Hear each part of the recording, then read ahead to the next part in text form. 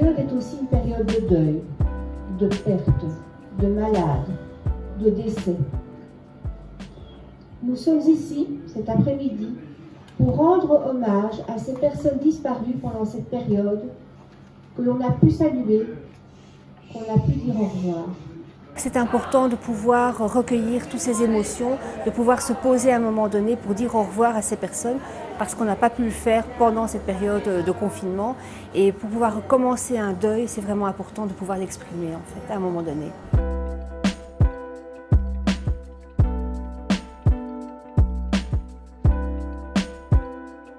Ça a été des moments particuliers.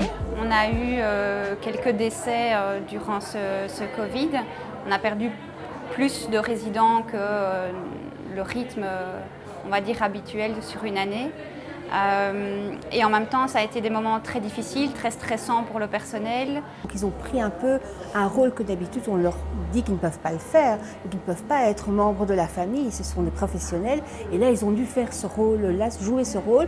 Et maintenant, revenir en arrière, c'est pas évident.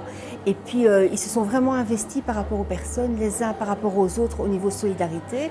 Et retomber dans la vie dite normale d'avant, c'est presque impossible du jour au lendemain.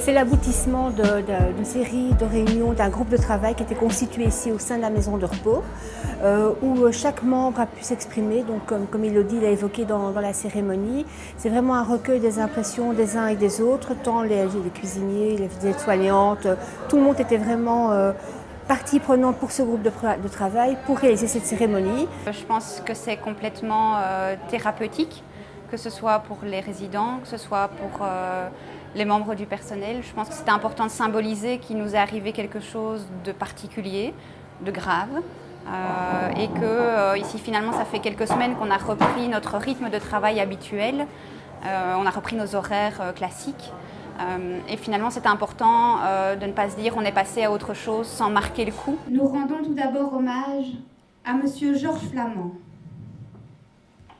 Yvette, son épouse, présente aujourd'hui, voudrait aujourd'hui que l'on mette en avant à quel point Georges, Monsieur Flamand, avait le sens du contact.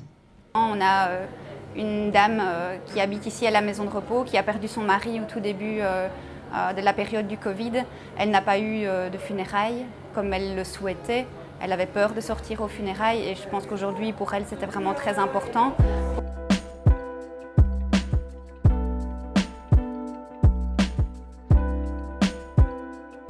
Mais comme je le disais dans mon discours, ça a été aussi vecteur de beaucoup de solidarité au sein des équipes. On a abandonné nos missions pendant quelques semaines pour travailler au plus près des résidents, pour retrouver un petit peu finalement d'humanité qui a été vraiment très très mise à mal par nos équipements, par l'isolement.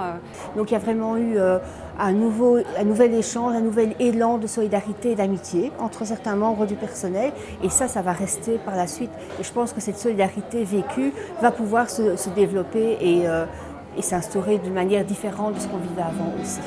On peut vivre sans la gloire.